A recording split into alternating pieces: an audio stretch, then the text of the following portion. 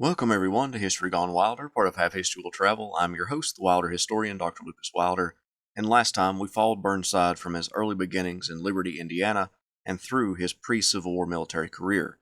Now he embarks on a new life outside of the military.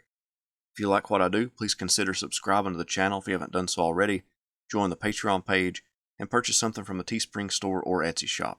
Every little bit helps. Thank you.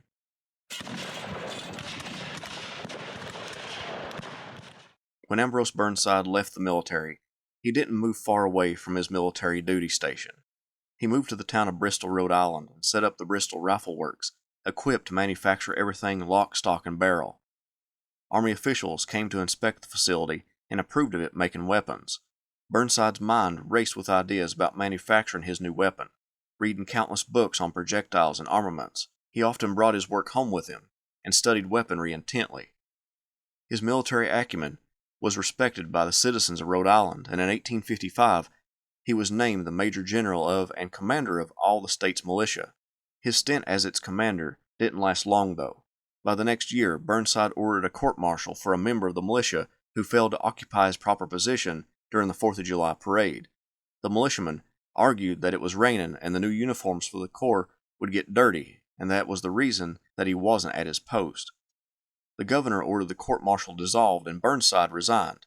The man he intended to put on trial was then named the commander of the state's militia.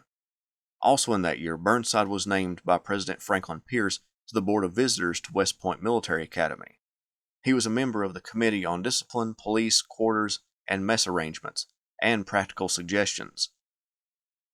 As one of his biographers wrote, he rightly believed, as had been said by his associates, that a military education must be founded on a mathematical training and knowledge.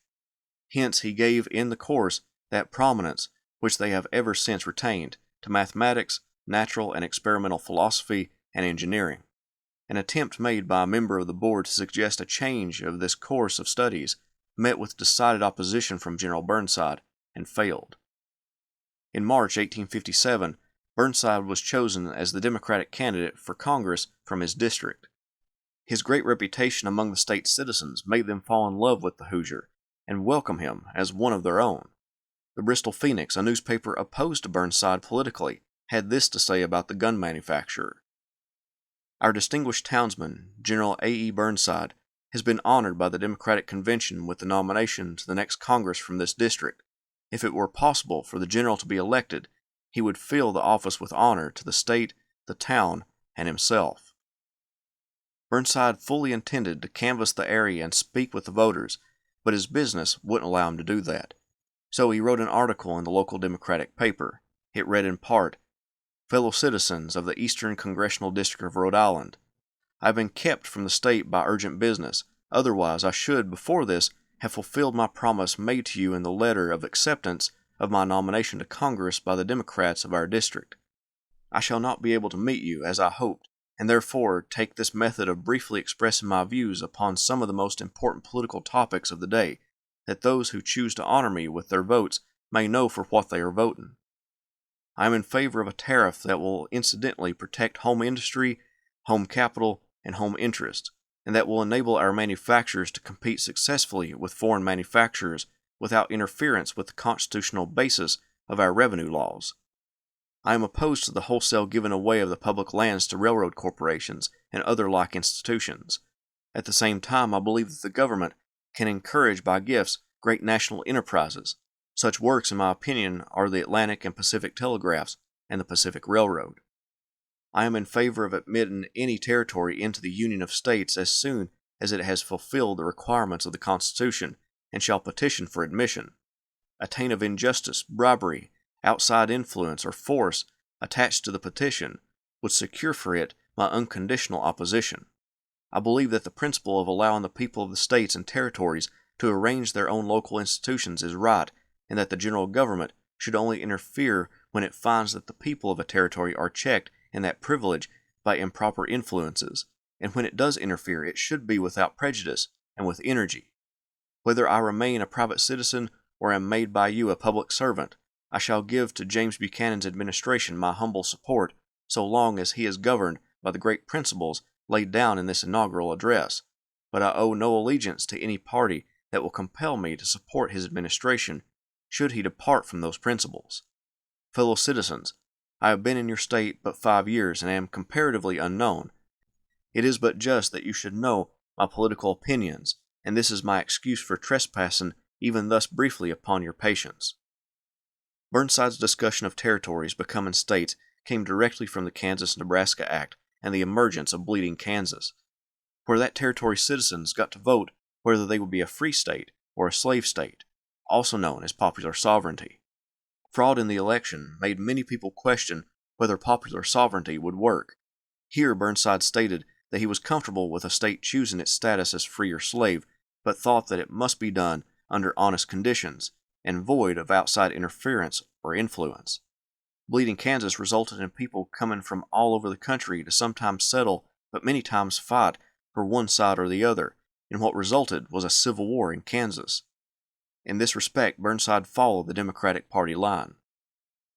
Burnside lost the election, 1,971 votes to 5,442 votes. In August 1857, Burnside took part in one of the most important moments of his civilian life, testing of his breech-loading rifle at West Point Military Academy. Many inventors were invited to come to the academy in order to test their weapons and be judged by a board made up of 6 officers. Rounds were fired by the inventor and then members of the board. Captain Henry Heath, Burnside's old West Point friend, even took a shot with Burnside's gun. Up to 100 rounds were fired through the weapon without cleaning it to test how well it held up to repeated use. In his official statement to the board about his weapon, he wrote, "It is light and portable. It can be fired with as much speed as is desirable. It is not liable to foul in firing in either the barrel or chamber, owing to the peculiar construction of the cartridge. The cartridge is watertight and can be taken from the chamber in perfect condition after loading, thereby making a great saving in the expenditure of cartridges, and securing the most necessary principle in warfare, and border warfare particularly, that is, a full reliance upon the efficiency of the cartridge at all times and in all weather. The arm can be fired with loose powder and ball or paper cartridges. The cartridge exactly fills the chamber, and the ball, as a consequence, starts from its bed, with the axis corresponding with the axis of the bore. The cost of the cartridge is about double that of the paper ones, but the cases can be reloaded. The increase in cost, of course, is trifling if they are more efficient. I have studied to make my arm a purely military one." Out of all the weapons tested on the grounds at West Point, Burnside's stood out as the best. The board stated, "After a full and careful consideration of all the arms tried, the board are of the unanimous opinion that the breech-loading rifle submitted by A.E. Burnside of Rhode Island is best suited for the military service. As a breech-loading arm, it is thought to be simple and strong in its parts, and therefore less liable to get out of order than any other. The cartridge is simple in its structure, strong, and perfectly protects the powder from moisture, and the gun from the clogging action of the gas. In expressing this opinion, the board do not wish to be understood as disparaging the merits of the other guns tried, for they consider that some of them possess much merit and evince much ingenuity in their construction. In submitting this opinion, the board feel it their duty to state that they have seen nothing in these trials to lead them to think that a breech-loading arm has yet been invented which is suited to replace the muzzle-loading gun for foot troops. On the contrary, they have seen much to impress them with an opinion unfavorable to the use of a breech-loading arm for general military purposes. They did, however, recommend it for the cavalry, and when another board was assembled and tested Burnside's weapon, they agreed with the other board that it was a fine firearm and agreed for it to be used in the mounted arm of the service. Years prior, Congress set an appropriation of $100,000 for Burnside upon his weapon being chosen. Burnside traveled to Washington to meet with the Secretary of War, John B. Floyd, about his payment. Floyd was hesitant about giving out the money for the gun to be manufactured for the Army. Destitute, Burnside traveled to New York to hand over all of the Bristol rifle works, including the patents, to the company's creditors. Then he entered a second-hand clothing store, sold his uniform, epaulets, and sword for $30. He sent that to his wife Mary and then headed west to look for work. He stopped in Liberty, Indiana to see family and to search for employment. He reached out to his old comrade George McClellan for employment in the railroad. By April 1858, he accepted a position as the cashier for the Railroad Land Office in Chicago, Illinois, a growing railroad hub and economic powerhouse. He then sent for Mary to join him. They stayed with McClellan to reduce expenses, and Burnside used every available penny to pay off his creditors in full from his salary. Burnside had impressed his superiors so much that he was named the treasurer of the Illinois Central Railroad, with its headquarters in New York City, which he moved to in June 1860. That fall he traveled on business to New Orleans.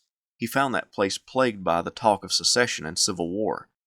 Everywhere he turned, even his close acquaintances were speaking of the country falling apart. When someone said the North wouldn't fight, that once the South seceded, the Middle and Western states would join the new Confederacy, Burnside responded by saying, "You entirely mistake the character of the Northern people. They will fight. They never will allow the Union to be broken, and a free government to be thus destroyed without a contest. If you persist in your purpose of secession, there will be war, a bloody and cruel war.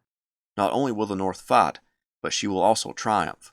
The experiment of secession will fail, and the South, in ruin and desolation, will bitterly repent the day when she attempted to overthrow a wise and beneficial government. Why do you seek redress for what you call your wrongs in civil war? The first gun that you fire will unite us all, whatever our political opinions may be, in opposition to your attempt. The government will be sustained, and you will suffer a disastrous defeat." In November, Abraham Lincoln, the Republican candidate, won the election, sending 7 states into the throes of secession. When that new Confederacy of states fired on Fort Sumter on April 12, 1861, Burnside put his business in order because he believed that West Point trained citizens would be called upon to put down the rebellion. However, the state of Rhode Island sent him a telegram before the United States government could contact him, asking him to take charge of one of its state regiments, the 1st Rhode Island Infantry Regiment. The Rhode Islanders were dressed in gray trousers, a blue blouse, and instead of an overcoat, Burnside adopted from his Mexican War experience a blanket that could be worn as a poncho, to keep the soldiers from having to haul around more clothes. The regiment traveled to Washington, D.C. by way of New York City and Annapolis. In New York City, some citizens recognized Burnside and asked him to make a speech. He wasn't fond of making speeches and simply said he would make a speech when he came back. He stepped onto a vessel and sailed south. Rhode Island's governor, William Sprague IV, joined the regiment in his custom-made uniform and bloated staff. Burnside may have resented the governor's hands-on approach, but the money provided for the troops' benefit may have outweighed the irritation. Burnside set up his troops at what he called Camp Sprague after the governor, and continued to drill his troops and introduce them to Army life. The regiment was mustered into federal service for 90 days by Irvin McDowell, and by June, the regiment was sent to be part of Robert Patterson's army, foreman in southern Pennsylvania, to capture Harper's Ferry. By the time Patterson formed his army for such a campaign, Confederate garrison commander Joseph E. Johnston evacuated the town. Thus, Burnside and his troops were sent back to Washington, where they were greeted by a throng of new recruits, many of them being 3-year regiments, and a new commander, Irvin McDowell, the man who mustered them into federal service. A massive amount of soldiers converged in Washington, D.C., with McDowell having an army of over 17,000 by the end of June, larger than the regular army was in the pre-war years. With this influx of troops came the need to brigade them and put the brigades into divisions. Generally, those with military experience obtained higher ranks as brigade commanders were needed. Burnside would become a brigade commander by early July, commanding the 1st and 2nd Rhode Island, the 2nd New Hampshire, and the 71st New York, along with the 2nd Rhode Island Artillery Battery. Burnside collected his marching orders on July 16th, and by the afternoon was marching his men across the Potomac River. Washingtonians lined the streets, presenting flowers to the soldiers and cheering them on as they invaded Dixie. They got 5 miles from Washington that first day. The men began to cook their rations over confiscated rail fences, using their ramrods to roast the salted pork. Many of the men ate an entire day's worth of rations in this one sitting. The Union Army of the Potomac marched south with Burnside's brigade in the lead at various times during the march. When the troops made it to Centerville, McDowell's plan began to take shape. The Confederate Army was just a few miles away along Bull Run. Burnside's brigade and David Hunter's division would march to Sudley Ford and attack from the north, while another division marched down the Warrenton Turnpike. McDowell hoped to break Confederate General Pierre-Gustave Toutant Beauregard's left flank while holding his right in place. McDowell called his commanders together and laid out his plan. Burnside spoke up and asked to get his men marching to the ford the next morning instead of that night, believing that they would fight better with 6 hours of sleep rather than disrupting their sleep with 2 marches.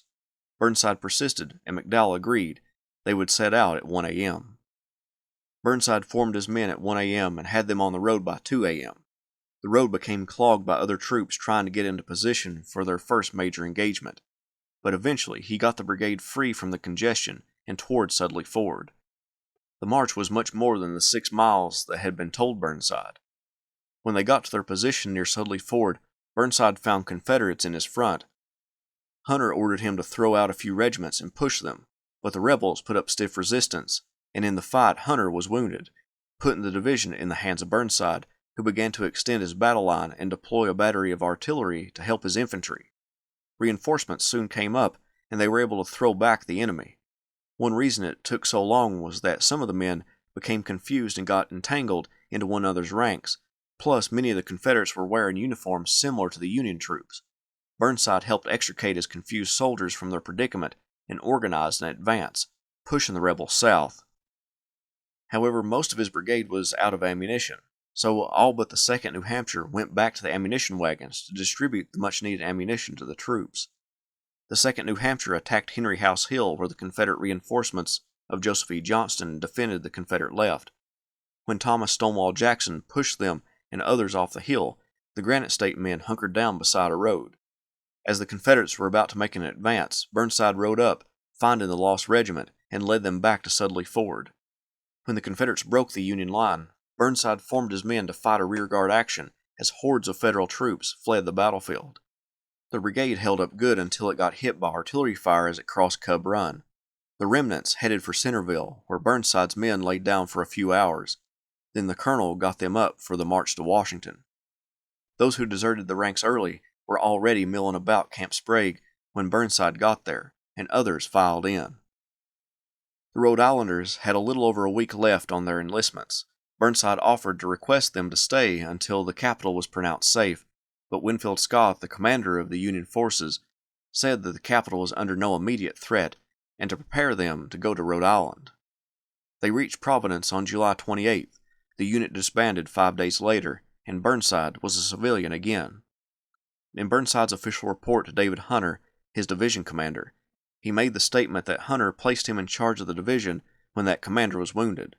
Andrew Porter, the other brigade in Hunter's division, took exception to this statement because he felt that statement minimized Porter's role and went against military protocol since he was Burnside's senior in rank. Burnside clarified that Hunter gave him command of the troops in the division then on the field. Nevertheless, Porter responded to the report by insinuating in his own report that Burnside's troops did very little of the fighting, when in reality, Burnside's brigade probably did more than Porter's. As one of Burnside's biographers put it, despite a sound performance, Burnside made one major contribution, albeit an indirect one, to Union defeat on July 21st. On Saturday evening, when McDowell ordered a nighttime advance on the Confederate left, it had been only Burnside's appeal that persuaded him to postpone the march until early morning.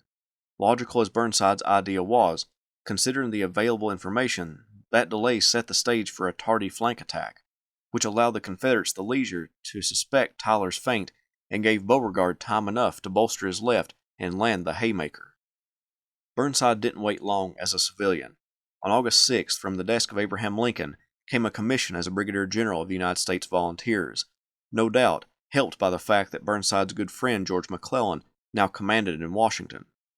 Burnside met with McClellan and unfolded a plan for an ambitious division, made up of men specifically for an amphibious enterprise, including veteran seamen who could man the boats if necessary. Although McClellan would take full credit for it, Burnside came up with the plan and wrote a detailed proposal for such a division. The War Department agreed, and Burnside set off for New York and New England to recruit troops and find craft for an operation.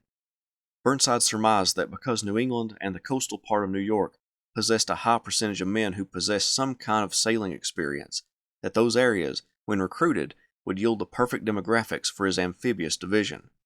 Most of the recruiting was done by others, so Burnside personally looked for vessels that could both do well in the open ocean and in small inlets along the coast. During one of his inspections, Burnside jumped from one vessel and sprained his ankle.